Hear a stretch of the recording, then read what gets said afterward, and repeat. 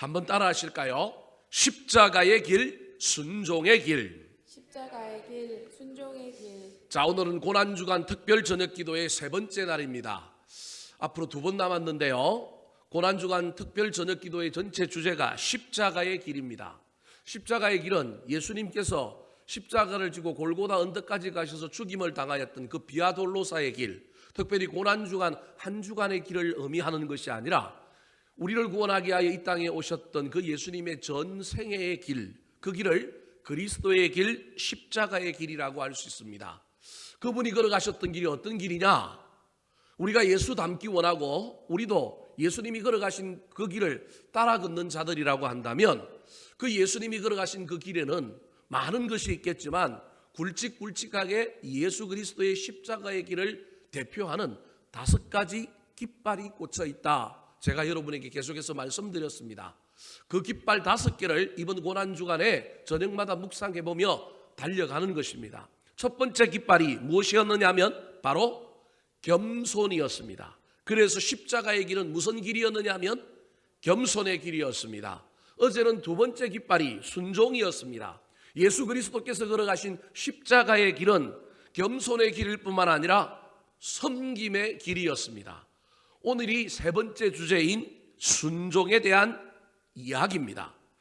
우리 내면에 겸손이 넘쳐 흐르는 사람은 그 겸손이 넘쳐 흘러서 삶의 현장에서, 사역의 현장에서 그 사람이 살아가고 사역하는 그 모습은 어떤 모습이냐 하면 섬김의 모습이다라고 이야기했습니다. 그런데 섬기려면 쉽지가 않습니다. 내 섬김을 받아줘야 될 상대방도 있고요, 내 섬김을 방해하는 악한 마귀도 있고요, 그 다음에 무엇보다도 내가 섬길 수 있도록 누구를 통제해야 되느냐 하면 나를 통제해야 합니다. 그래서 이 섬김이 어렵습니다. 그래서 섬김이 되려고 하면 반드시 나를 이기고 악한 마귀를 이기는 놀라운 역사가 일어나야 합니다. 세상에서 가장 힘센 사람은 적을 이기고 다른 사람을 이기는 것이 아니라 누구를 이기는 거냐 하면 나를 이기는 것이 가장 힘센 사람입니다. 순종이 왜 중요하냐 하면 나를 이길 사람만이 할 수 있는 것이 무엇이냐 하면 순종이기 때문에 그렇습니다. 내면에는 겸손이, 그 겸손이 흘러넘쳐서 일하는 곳에서, 살아가는 곳에서, 가정에서 나와 함께 더불어 사는 사람들에게 내가 삶을 대하는 태도는 섬김인데, 이 겸손이 흘러나와서 섬김이 되게 하려면 누구를 이겨야 한다고요? 나를 이겨야 하는 거예요. 나를 이긴 자만이 할 수 있는 것이 뭐냐면 순종인 거예요. 그래서 순종이 내 안에 있어야만이 섬길 수 있는 것입니다. 그래서 사도 바울은 고린도전서 15장 31절에서 순종과 관련하여 이런 이야기를 하고 있습니다. 같이 한번 읽어볼까요? 자, 고린도전서 15장 31절입니다. 시작. 형제들아, 내가 그리스도 예수 우리 주 안에서 가진 바 너희에 대한 나의 자랑을 두고 단언하노니 나는 날마다 죽노라. 사도 바울이 고린도전서 마지막에 가서 고린도 교인들을 향하여 이건 교만한 건 아니고 좀 자랑스럽게 아주 자긍심이 가득하게 자랑 하나를 해요. 자랑 안 하는 사람인데 자랑하더라도 누구한테서 해야 된다고요? 주 안에서 하는 거예요. 그래서 봐요. 내가 그리스도 예수 우리 주 안에서 내가 자랑 하나 할게. 자랑하면 안 되지만 주 안에서 하는 자랑은 할 수 있으니 내 자랑 한번 들어볼래? 그러면서 멋지게 자랑 하나를 하는데 뭐라고 얘기하면 너희에게 대한 나의 자랑은, 그러면서 내 자랑이 하나인데 그 자랑이 뭐냐면 나는 뭐 하는 사람이라고요? 날마다 죽는 사람이라는 거예요. 날마다 죽는다라고 하는 말을 다른 말로 바꾸면 나는 날마다 누굴 이기는 사람이라고요? 나를 이기는 사람이라는 거예요. 저 고린도서 15장 31절에 순종이라는 말이 한마디도 없지만 저 말은 순종에 대한 이야기인 거예요. 내가 날마다 나를 이김으로 내 성적을 죽이고 내 성질을 죽이고 내 뜻과 내 욕심을 죽이고 나는 하나님의 뜻을 분별하고 나를 이겨서 내려놓고 하나님의 뜻에 나는 뭐 하는 사람이다? 순종하는 사람이다. 그것을 다른 말로 뭐라고 표현하고 있냐면 나는 날마다 죽노라, 그렇게 얘기하고 있습니다. 그래서 기독교의 가장 중요한 가치 중에 하나가 순종이라고 하는 걸 기억하시기 바랍니다. 기독교의 교리와 관련된 복음의 여러 가지 것들이 있다고 한다면 그 복음을 가능케 하는 가장 중요한 요소 중에 하나가 바로 순종입니다. 로마서 5장 19절에 보면 순종이 얼마나 위대한지를 이렇게 설명하고 있습니다. 같이 한번 읽어볼까요? 시작. 한 사람이 순종하지 아니함으로 많은 사람이 죄인 된 것 같이 한 사람이 순종하심으로 많은 사람이 의인이 되리라. 앞에 나오는 한 사람은 아담이요, 뒤에 나오는 한 사람은 예수님입니다. 예수님이 순종함으로 많은 사람이 의인이 되었다. 사람을 살리고 역사를 바꾸는 것이 순종이고 그 순종이 예수 그리스도 사역의 핵심이었다, 그렇게 말하고 있는 것입니다. 주님의 사역의 핵심이 순종이었다고 한다면, 우리 주님이 걸어가시는 길이 순종의 길이라고 한다면 저와 여러분도 날마다 나를 이기고 이 길을 주님 따라 걸어가야 하지 않겠습니까? 그렇다면 십자가의 길을 걸어가셨던 그 길에 나붙기는 세 번째 깃발인 순종은 구체적으로 뭘까요? 순종이라고 하는 것이 추상적인데 그걸 조금 더 구체적으로 표현하면 그 순종에는 무엇이 들어있을까요? 첫 번째, 순종의 구체적인 모습입니다. 따라 하시겠습니다. 사람에 대한 순종. 사람에 대한 순종. 예수님은 순종하신 분인데, 우리 예수님은 순종의 모델이신데, 우리 주님의 순종 가운데 가장 기초적인 순종이 뭐냐 하면 사람에 대한 순종인 거예요. 특별히 그의 부모들에 대한 순종이 예수님에게 있었습니다. 예수님의 순종은 어려서부터 30살까지 30년 동안 사람에게 순종하시고요, 나머지 3년 동안은 누구에게 순종하셨느냐 하면 하나님께 순종하신 거예요. 여러분, 이게 얼마나 중요한지 모릅니다. 그래서 사람에게 순종하지 못하는 사람, 하나님께 순종하지 못할 가능성이 상당히 많습니다. 자기는 자꾸 순종한다고 우기는데 이 거역의 영이 가득 차 있으면 알고 보면 믿음적으로도 신앙적으로도 내가 순종과는 거리가 먼 삶을 살 가능성이 있는 거예요. 물론 우리 주님이 순종으로 이 땅에 오셨고 그 순종의 길을 걸으셨던 분이긴 하지만 인간적으로, 인류학적으로, 유전적으로 보면 그 우리 주님의 순종은 물론 하나님께로부터 그 순종이 왔지만 그 순종은 누구로부터 왔느냐 하면 그의 육신의 부모였던 요셉과 마리아로부터 왔다는 걸 기억하셔야 합니다. 저와 여러분이 순종하는 본을 잘 보이면 우리의 자녀들이 순종의 길을 걸을 거예요. 제가 늘 우스갯소리로 이야기하지만 순종하는 사람이 잡종되지 않고 뭐가 된다고요? 순종되는 거예요. 인생이 잡종의 길을 걸어가는 사람이 얼마나 많은지 모릅니다. 뭘 잃어버렸느냐 하면 순종을 잃어버렸고 순종을 배우지 못했기 때문에 그런 겁니다. 제가 목사이고 조직을 운영하니까 목사가 누구의 교인들을 잘 통제하고 잘 이끌기 위하여 그 덕목을, 순종이라고 하는 덕목을 강조해야 되고 또 그게 있어야만 이 조직을 잘 운영할 수 있기 때문에 이 순종을 강조하는 게 아니라 기독교 복음의 가장 핵심, 하나님께 이 세상을 다스리는 가장 중요한 핵심 가운데 하나가 무엇이냐면 바로 순종이라는 거예요. 그래서 그 순종의 기본을 어디서부터 배워야 하느냐 하면 가정에서 부모들로부터 배워야 하는데, 부모가 하나님께 순종하는 모습을 보이지 않는데 자녀들이 그 순종을 보고 배울 리가 없는 거예요. 여러분, 순종은 해도 되고 안 해도 되는 게 아니라 이 순종이 얼마나 중요하고 복받는 길이고요. 자녀들아, 내 부모에게 뭐 하라고요? 순종하라. 순종하면 뭐 한다고요? 땅에서 잘 되고 뭐 한다고요? 장수 살하리라. 여러분, 그래서 순종이 얼마나 중요한지 모릅니다. 가장 기본인데 사실은 자녀들에게 우리는 부를 물려주고 학력을 물려주고 다른 걸 물려주려고 하는데 순종이라고 하는 덕목을 잘 물려줘야 되는데 이걸 못 물려주는 거예요.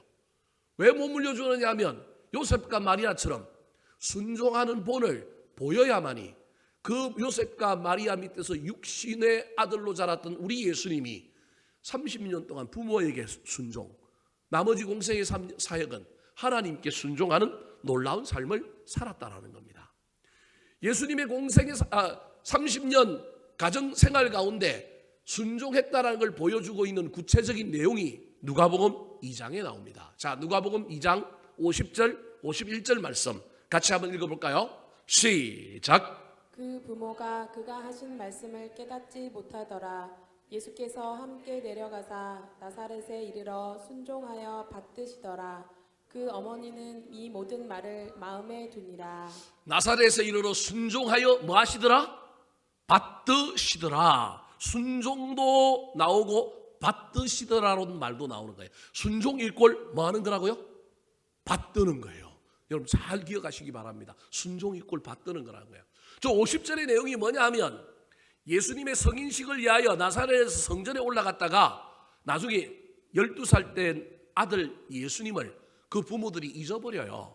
한참 고향으로 가다가 잊어버린 줄 알고 다시 예루살렘에 올라가서 성전에서 예수님이 랍비들과 토론하고 있는 것을 보고 너무 아이를 잃어빈 나머지 부모들이 너무 놀라고 너 왜 여기 있느냐고 물어봐요. 그때 예수님이 뭐라고 얘기하면 내가 아버지 집에 있어야 될 줄을 알지 못하나이까 그래요. 자기가 하나님 아들이니까 성전이 하나님의 집이니까 내가 메시아라고 하는 걸 메시아의 자각의식이 12살 된 우리 청소년 예수님에게부터 벌써 나타난 거예요. 그래서 그 이야기를 하는 거예요. 근데 그 이야기를 저기 보십시오.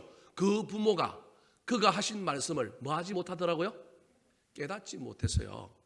여러분 그러면 예수님이 인간의 몸으로 왔지만 신인 동시에 벌써 12살이 되었을 때 자기 존재가 신이라고 하는 걸 자기 존재가 하늘로부터 왔다는 걸 자기가 메시아라는 걸 아는데 아주 자기가 자각의식이 높고 뭔가가 아주 이렇게 좀 뛰어난데 그 뛰어난 걸 부모가 몰라요. 예를 들 것 같으면 내가 아들인 제가 서울대학을 다니는데 우리 엄마 아버지는 초등학교도 안 나왔어요. 세상의 어떤 일들을 이야기하면 우리 부모가 제 이야기한 걸 잘 못 알아들어요. 그런 이야기라는 거예요. 그럼 못 알아들으면 여러분 어떤 자식들은 부모를 무시하고 때로는 자기 잘났다고 막 그럴 텐데 오늘 본문에 보면 예수님이 그 부모들의 영적 지식이 예수님보다 못하여 예수님께서 하신 말을 그 부모들이 못 알아들었더라도 함께 나사렛에서 내려가서 순종하고 뭐하더라? 받드시더라. 영적인 것은 예수님이 그 당시 벌써 부모들의 수준을 넘갔다 하였다 할지라도 30세까지는 누굴 받들고 사는 거예요? 부모를. 어떻게 사는 거예요? 순종하며 사는 겁니다. 우리 예수님의 순종이 30년이었다고 하는 걸 기억하시기 바랍니다. 그래서 우리 예수님의 순종을 아까 51절 마지막에 보니까 그의 어머니 마리아는 어떻게 두었다고요? 마음에 두었다 그렇게 표현하고 있는 것입니다. 사랑하는 성도 여러분, 우리 인생 가운데 저와 여러분이 때로는 나보다 못한 사람, 때로는 나보다 낮은 사람, 때로는 누군가가 어떤 사람들 때문에 저와 여러분의 사회적인 관계, 지위에도 불구하고 어떤 사람들을 높이고 받들고 그들에게 순종한다는 건 쉬운 일이 아닙니다. 예수님이 그것을 우리에게 미리 연습하고 보여준 겁니다. 우리나라 한국 교회사에 예수님과 같은 순종의 아름다운 모델이 된 두 사람이 있습니다. 지금의 전라북도 금산이라고 하는 곳에 가면 기역자 교회가 있어요. 옛날에는 교회가 기역자였어요. 남자 여자가 남녀 7세 부동석이라고 한 자리에서 예배를 드리면 안 되니까 예배당을 강대상을 딱 두고 이게 기역자로 만들어 놓은 거예요. 그래서 한쪽은 누가 앉아요? 남자들 한쪽은 누가 앉아요?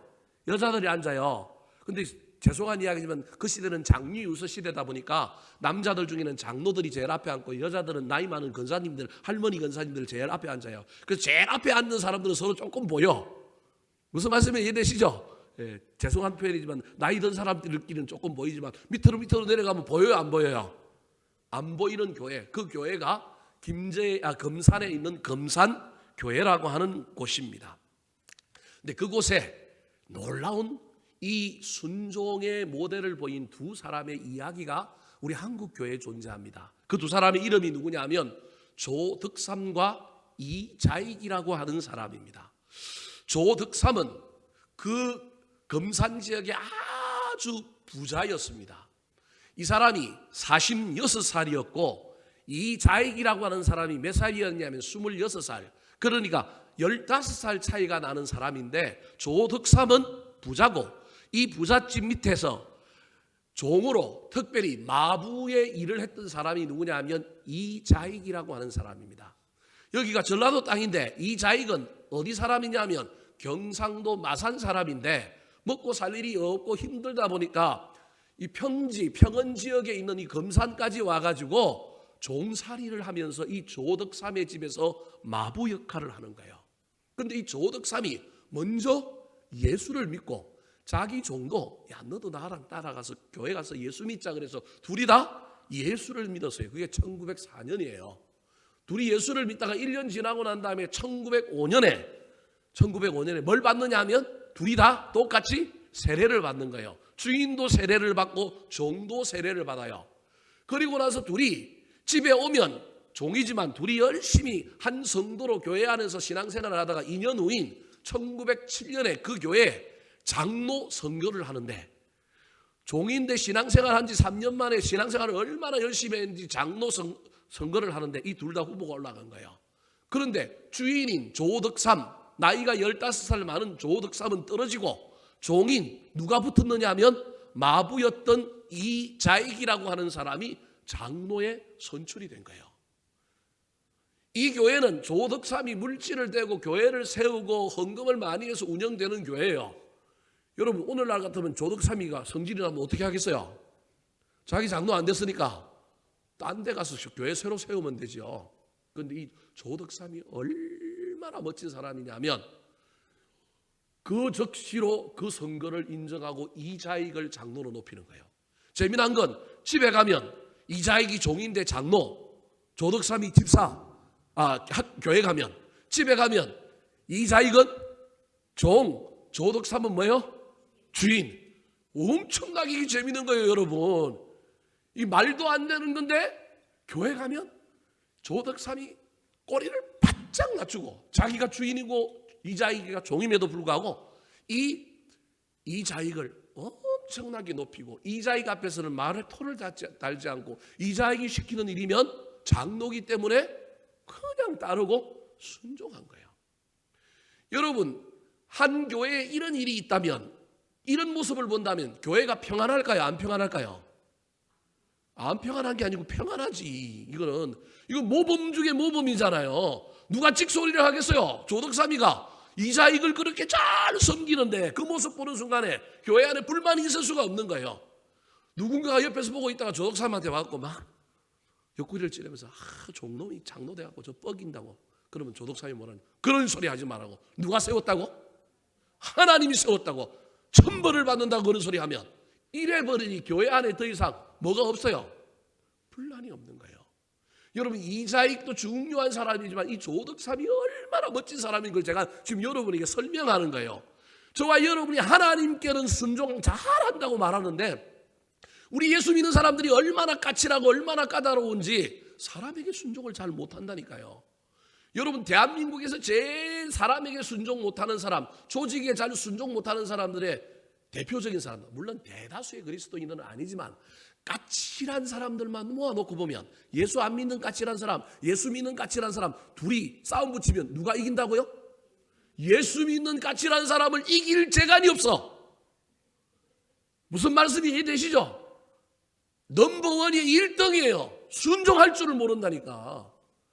여러분 복음이 그게 아니고 교회 안에서 가르치는 것이 그게 아님에도 불구하고 조직을 잘 운영하고 그냥 여러분들을 그냥 노예로 만들고자 순종을 이야기하는 게 이게 하나님이 우리에게 가르친 법칙이요. 이 땅에 오셔서 예수님이 우리에게 보여주신 모델이라니까요. 이게 복받는 길이라니까요. 이게 장수하는 길이라니까요. 이 조덕삼이 그렇게 이자익을 종인데도 불구하고 장로를 잘 섬기다가 한 3년 후에 누구도 장로가 되느냐 하면 조덕삼도 장로가 됐습니다. 여러분 이제 서로 장로가 됐으니 이제 주인인 이 조덕삼도 같은 레벨이라고 누굴 깔볼 수 있어요? 이자익을 깔볼 수도 있고 이자익이 여기나 내면 자기가 뒤집어 엎을 수도 있잖아요. 힘도 있고 다른 사람도 많고. 근데 방에 들어가서도 절대 이자익보다 앞서지 않습니다. 이자익이 무슨 말을 딱 하면 조덕삼이 다른 의견을 가지고 있다 할지라도 이자익 앞에서는 선임이기 때문에 그냥 개갱하고 있는 거예요. 그걸 다른 밑에 있는 장로들이 다 보는 거예요. 한 2, 3년이 지나고 난 다음에 어느 날 이 조덕삼이 그 금산교회 담임 목회를 하고 있는 외국 선교사님에게 이런 제안을 합니다. 외국 선교사님이 그때 우리나라에 온 선교사님들이 전부 어떤 정책을 썼느냐 하면 그 나라의 교회는 그 나라의 지도자들이 다스려야 한다. 이게 아주 중요한 선교의 우리나라의 선교사들이 왔던 중요한 선교의 원칙이었어요. 그래서 우리나라가 교회가 이렇게 발전한 것 중에 하나예요. 자기들은 빨리 돌아가고 물러가고 교회를 다 한국의 지도자들을 세워서 돌려주는 거예요. 그래서 병은 다 외국 돈으로 지었단 말이에요. 근데 다 사실은 누구한테 준 거예요? 한국 사람한테 줬잖아요. 자기들이 와갖고 이사하고 자기들이 남아갖고 이사장하고 자기들이 끝까지 막 이러는 데가 한국에 하나도 없어요. 다 선교사들이 지었는데 학교, 양로원 뭐 이런 거 전부 다 선교사들이 자기 나라의 헌금 가지고 지었지만 주인 행세 안 해요. 한국교회 선교사들이 지금 전 세계에 나와 있는데 우리 한국교회 선교사들이 이거 잘 기억해야 될 중에 하나예요. 이 금산교회 선교사님도 자기가 이제 이 교회를 한국 사람들에게 맡기고 교회가 조금씩 커 올라오니까 자기가 지도자를 세워야 되겠다라고 장로들한테 이야기를 딱 했는데요. 그 이야기가 끝나자마자 조덕삼이가 저녁에 누굴 찾아가느냐 하면 이 선교사님을 탁 찾아가서 이렇게 얘기합니다. 목사님, 선교사님, 제가 보니까 우리 교회에 훗날 목회자가 될 만한 깜냥이 있는 사람이 있습니다. 누굴 얘기하는 거예요? 이자익을 얘기하는 거예요. 자기는 나이가 많고 이자익은 젖는 데다가 이게 종이지만 자기가 집에서 데리고 일을 시켜보니까 머리도 재빠르고 배움만 있으면 자기보다 훨씬 더 뛰어날 거라는 거예요. 배우지 못해서 신분을 잘못 태어났고 그 시대를 못 만났기 때문에 그렇지, 만약에 위치가 바뀌었다고 한다면 자기보다 훨씬 더 능력 있는 사람이 누구냐면 이자익이라는 거예요. 그래서 제가 이자익을 위하여 모든 돈을 다 댈 테니까 이자익을 신학교에 보내서 목회 공부를 하고 목사가 되어서 우리 교회 담임이 되게 하는 게 좋겠습니다. 선교사님 얘기를 들어보니까 오이 기가 막힌 이야기인 거예요. 이 조덕삼이가 너무 사람이 좋은 거예요. 이자익을 떠받들 뿐만 아니라 이자익의 인물됨을 보고 미래를 보고 또 그를 위하여 물심양면 후원하여 장학금을 대고 돈을 대갖고 보내겠다는 거예요. 이자익이가 장로이긴 하지만 여전히 종인데 종이 무슨 돈이 있어요? 그런데 종에서 해방시켜 줄 뿐만 아니라 저 평양의 평양신학교에 보내가지고 신학 공부를 하게 만들고 목사 안수를 받고 그 다음에 어디로 왔느냐 하면 금산교회 담임 목사로 누가 오느냐 하면 이자익이 오는 거예요. 그때 이 조덕삼이 나이가 많아서 할아버지가 되었는데도 불구하고 이 이자익을 담임 목사로 떠받들고 모시면서 그 금산교회를 잘 이어가서 지금도 그 금산교회가 지금도 남아 있습니다. 우리가 원래 5월 달에 국내 성지순례 가면 거기 가려고 그랬는데 이번에 못 갔어요. 여러분, 이 조덕삼의 손자 중에 옛날에 국회의원 중에 조세영이라고 있었어요. 여러분 뭐 정치 모르는 사람은 모를 텐데 아주 점잖고 아주 그 분이 있어요. 이분이 그 조덕삼 씨의 손자예요. 사실은 그 옛날에 민주당에 정치했던 조세영 씨가 조덕삼 씨의 손자란 말이에요. 그분 정치하면서도 깨끗하게 했고요. 나중에 노역 부리지 않고 사라질 때 조용히 사라져서 그 가문에 흐르는 그 놀라운 피가 있구나. 사람들을 잘 섬기고 잘 사람을 세우고 그 밑에서 순종하는 사람이었구나. 그것을 보고 알게 되었습니다. 사랑하는 성도 여러분, 순종을 배워야 합니다. 우리 그리스도인들이 배워야 할 것 중에 하나가 순종입니다. 목사인 저도 순종을 배워야 하고요. 우리 모두 순종을 배우고 그 순종을 누구에게 물려줘야 되냐면 자녀들에게 물려줘야 합니다. 순종이 나쁜 것이 아니고 순종이 약한 것이 아닙니다. 할 수 있음에도 불구하고 하지 않고 안 하는 것, 그게 순종이라니까요. 능력이 그 안에 숨어 있는 거라니까요. 순종 못하는 것은 불순종 아래에 뭐가 있느냐 하면 교만이 있기 때문에 그래요. 왜 순종을 해야 되냐면 순종하지 않는 사람, 순종 못하는 사람, 알고 보면 뭐 하는 사람이라고요? 교만한 사람이에요. 교만의 밑바닥에는 뭐가 있느냐 하면 불신이 있습니다. 그래서 순종 못하는 불순종 이꼴 나중에 뭐가 되느냐 하면 불신앙이 되는 거예요. 그걸 나중에 이제 사무엘서에 가면 그 사무엘서 이제 한 유명한 이야기의 핵심이 바로 이거예요. 순종 못하면 그건 뭐라고요? 단순히 불순종이 아니고 순종 못하는 불순종은 뭐냐면 불신앙이다. 하나님 없는 거다. 그렇게 말하고 있는 겁니다. 사랑하는 성도 여러분, 고난주간만이라도 저와 여러분이 순종의 훈련을 하고 순종을 사모하고 우리 삶에 순종이 얼마나 귀한 것인 걸 잘 붙들었으면 좋겠습니다. 특별히 우리가 신앙을 가지고 있기 때문에 하나님에게 순종하는 것 잘 할 수 있습니다. 그럼에도 불구하고 복음에서 성경에서 이야기하는 순종은 순종할 만한 사람에게 순종하는 것, 권위가 있는 사람에게 순종하는 것을 순종이라고 말하지 않습니다. 성경은 우리에게 뭐라고 얘기하고 있냐면 아주 까다로운 권위에도 순종하고 미숙한 권위에도 순종하는 그 사람, 조득삼처럼 이자익이라고 하는 종에도 순종하는 그 순종이 진짜 순종이다, 그렇게 말하고 있는 것입니다. 사랑하는 성도 여러분, 사람에게 순종하려고 애를 쓰십시오. 때로는 자존심이 상하고 내가 저 사람보다 못난 것이 없는데, 여러분 그래도 우리 주님을 생각하십시오.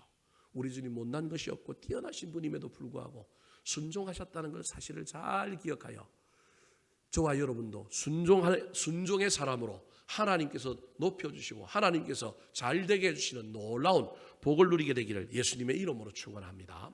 두 번째, 우리 예수님의 순종은 사람에 대한 순종뿐만 아니라 두 번째 순종의 특징입니다. 따라 하시겠습니다. 말씀에 대한 순종. 말씀에 대한 순종.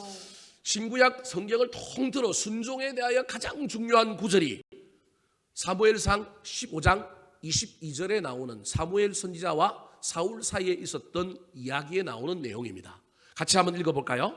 자, 22절입니다. 시작. 사무엘이 이르되 여호와께서 번제와 다른 제사를 그의 목소리를 청종하는 것을 좋아하신 같이 좋아하시겠나이까.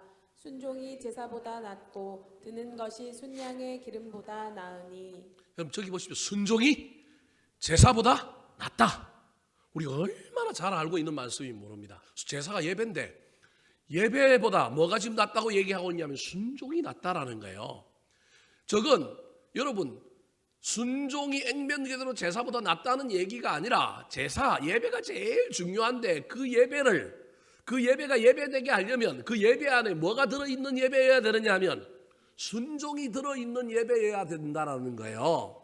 그러면 저 사무엘 선지자가 사울을 향하여 순종에 대한 강조를 하면서 자기 마음대로 예배 드리고 막 자기 이익을 위하여 사무엘 선지자도 못 기다리고 막 전쟁에 나가기 전에 자기가 제사하여 예배 드렸던 그 예배의 현장에서 저 말을 했던 이야기 속에 하나님께서 사무엘 선지자를 통하여 사울왕에게 꼬집고 사울왕에게 직선적으로 얘기하고 싶은 것이 뭘까요?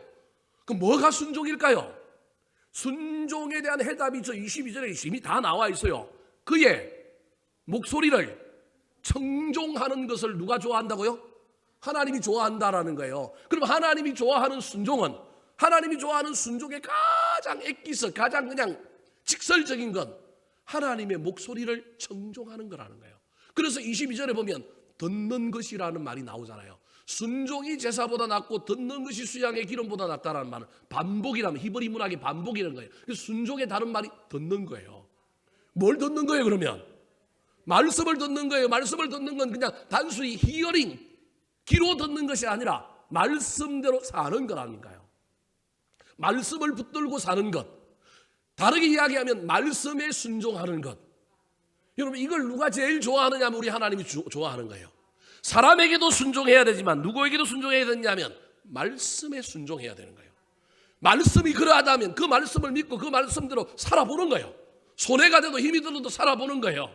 그래서 22절 다음에 사무엘상 15장 23절에 사울왕의 문제를 사울왕이 저렇게 이야기해도 못 알아들으니까 더 직설적으로 설명합니다. 자, 사무엘상 15장 23절 순종의 내용을 다시 한번 볼까요? 시작. 이는 거역하는 것은 점치는 죄와 같고 완고한 것은 사신 우상에게 절하는 죄와 같음이라. 왕이 여호와의 말씀을 버렸으므로 여호와께서도 왕을 버려 왕이 되지 못하게 하셨나이다 하니. 순종이 말씀을 듣는 거고 말씀대로 사는 거라고 한다면 불순종은 말씀을 버린 거라는 거예요. 그래서 사울 왕의 가장 큰 문제가 뭐냐 하면 예배는 있는데 뭘 버렸다고요? 말씀을 버렸다니까요. 그럼 말씀을 버렸다라는 걸 뭐라고 얘기하냐? 말씀 버리니 거역하는 자가 됐고요. 말씀 버리니 뭐한 자가 됐어요? 완고한 자가 됐다라는 거예요. 즉 순종이 아니라 불순종하게 되면 순종이 없는 사람은 거역하는 자가 되고 완고하는 자가 되는데, 저기 보십시오. 거역하는 것과 완고한 것과 동일한 이퀄이 되는 게 뭐냐면 점치는 것, 우상에게 절하는 거예요. 다르게 얘기하면 점치는 것, 우상에게 절하는 건 신앙이 없는 거예요. 여러분, 이걸 3단 논법을 이야기하면 순종하지 않는 것, 불순종 이퀄 뭐라는 거예요? 우상숭배라는 거예요. 이야기가 그렇게 되는 거예요, 여러분. 제 이야기가 복잡할지는 모르겠지만, 그래서 순종이 얼마나 중요한지 몰라요. 순종이 신앙이라니까요.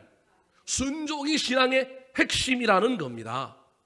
그래서 우리 주님은 이 땅에 오셔서 사람에게, 자기 부모에게 순종했을 뿐만 아니라 하나님께도 순종했지만 특별히 무엇에 순종했느냐 하면 말씀에 순종했습니다. 특별히 구약에 자기 자신을 위하여 예언한 메시아의 예언을 하나도 어그러뜨리거나 하나도 없애지 않고 그것을 다 이루려고 애를 썼던 분, 그분이 누구냐면 예수님인 거예요. 그러니까 구약에 예수님이 베들레헴에 태어난다. 그래서 베들레헴에 태어난 거예요.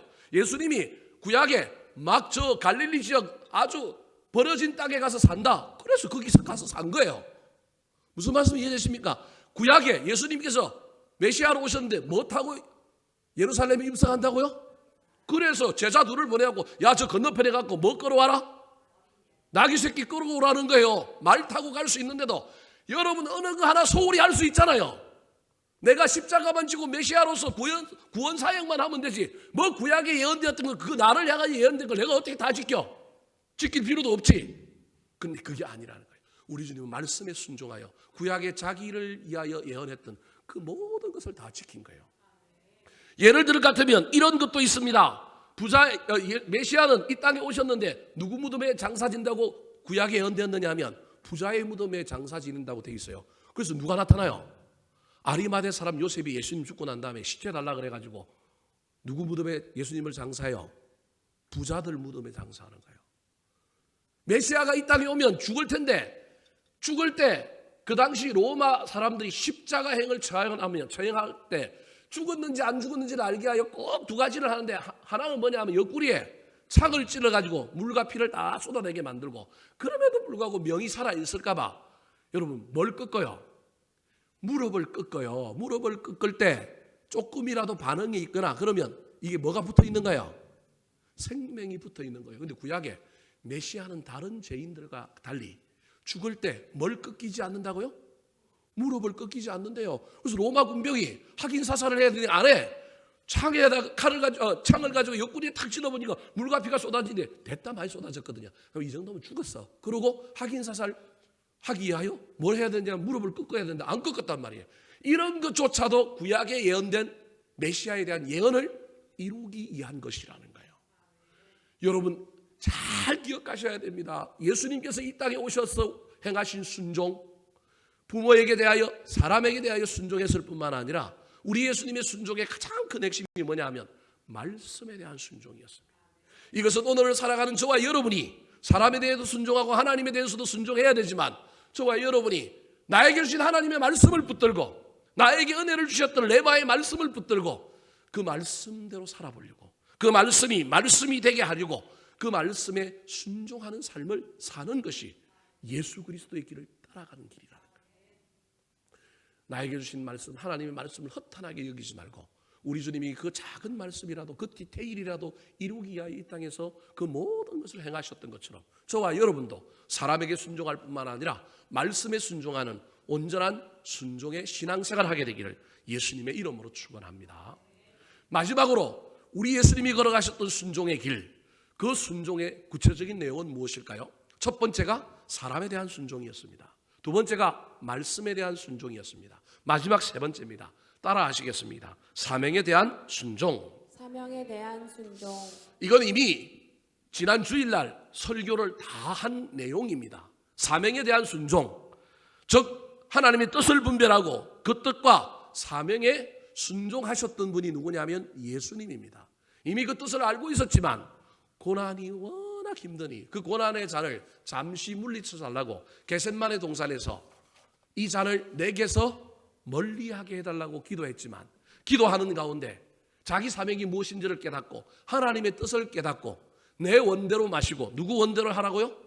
아버지 원대로 해달라고 기도하였습니다. 마태복음 25장 39절 말씀, 26장 39절 말씀 시작. 조금 나아가사 얼굴을 땅에 대시고 엎드려 기도하여 이르시되 내 아버지여 만일 할만하시거든 이 잔을 내게서 지나가게 하옵소서. 그러나 나의 원대로 마옵시고 아버지의 원대로 하옵소서 하시고. 저 원대로라는 말을 다른 말로 바꾸면 뜻대로입니다. 그래서 저와 여러분은 이 땅에 살아가는 동안에 내 뜻, 내 욕심, 내 생각이 아니라 하나님의 뜻을 분별하고 그 뜻에 순종하려고 애를 써야 합니다.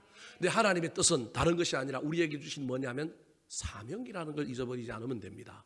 하나님의 뜻에 순종하는 것이 바로 나에게 맡겨진 사명에 순종하는 겁니다. 여러분, 저와 여러분이 살다 보면 하나님의 뜻을 잘 분별하지 못하면 내 사명과 내 욕심을 간혹 헷갈릴 때가 있습니다. 그래서 저와 여러분은 하나님 앞에 열심히 뜻이 무엇인지 묻고 그 뜻을 잘 분별하여 그 뜻과 사명에 맞게 살아야 합니다. 사람에게 순종하는 것, 말씀에 순종하는 것, 뜻을 따라 사명에 순종하는 것, 들으면 쉬운데 실제로 삶의 현장에서 사는 건 어렵습니다. 그래서 우리 예수님도 그 뜻대로 그 사명대로 십자가 지는 것이 얼마나 어려웠던지 그것을 그 순종을 이루기 위하여 뭐 합니까? 기도하지 않습니까? 즉 순종을 이루는 유일한 통로, 순종을 순종되게 하는 것은 무엇이냐면 기도라고 하는 걸 잃어버리면 안 됩니다. 그래서 오늘 본문에 이 겟세마네 동산의 사건을 히버리스라고 하는 이 히버리 공동체의 많은 사람들이 예수님의 겟세마네 동산의 그 마지막 기도의 장면을 재해석하고 있는 것이 오늘 본문에 우리가 읽었던 히버리스의 내용입니다. 자, 5장 7절 말씀 같이 한번 읽어볼까요? 시작.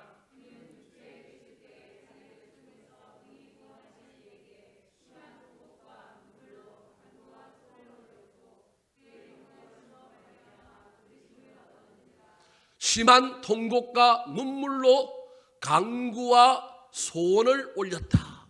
기도했다라는 거예요. 심한 눈물, 땀이 빗방울이 될 정도로 그렇게 열심히 기도했던 우리 주님의 기도. 순종을 가능하게 하는 건 다른 게 아니에요. 머리로 하는 게 아니라 순종이 순종되게 하는 건 기도밖에 없습니다. 저와 여러분의 순종의 삶이 이루어지지 않는 건 우리가 기도로 실험하지 않았기 때문입니다. 저기 보니까 심한 통곡과 눈물로 간구와 소원을 올리는 그 기도를 뭐라고 얘기하느냐 하면 경건이다 그렇게 말하고 있습니다. 저것이 경건이요 저것이 거룩입니다.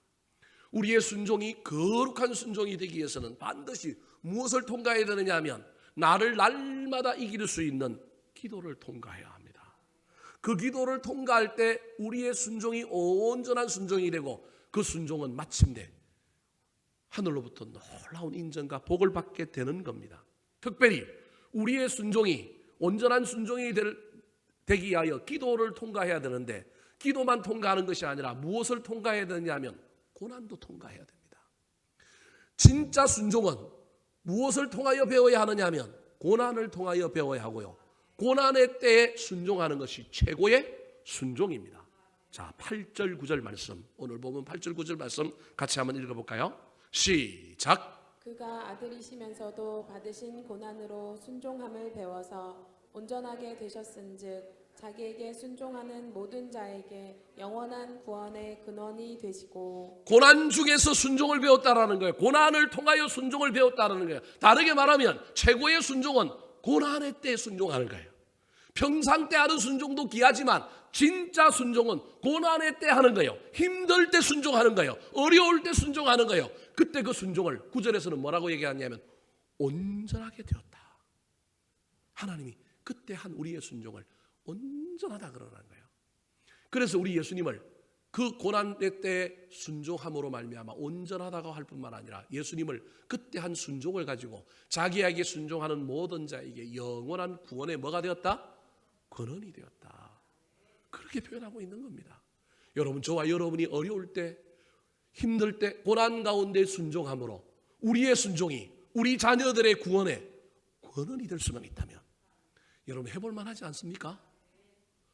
저와 여러분이 힘들다고 어렵다고 도망가고 자빠지고 그럴 때일수록 더 쉬운 길을 찾아가는 것이 아니라 힘들고 어려울 때 더욱 순종함으로 우리 주님이 걸어가셨던 그 길을 걸어가서 저와 여러분이 우리가 속한 가정의 공동체, 우리가 속한 교회 공동체, 사회 공동체에서 구원의 권원이 되는 놀라운 복의 통로들이 되시기를 우리 구주 예수 그리스도의 이름으로 축원합니다. 한번 따라 하실까요? 십자가의 길, 순종의 길. 십자가의 길, 순종의 길. 사람에 대한 순종, 사람에 대한 순종. 말씀에 대한 순종, 말씀에 대한 순종. 사명에 대한 순종. 사명에 대한 순종.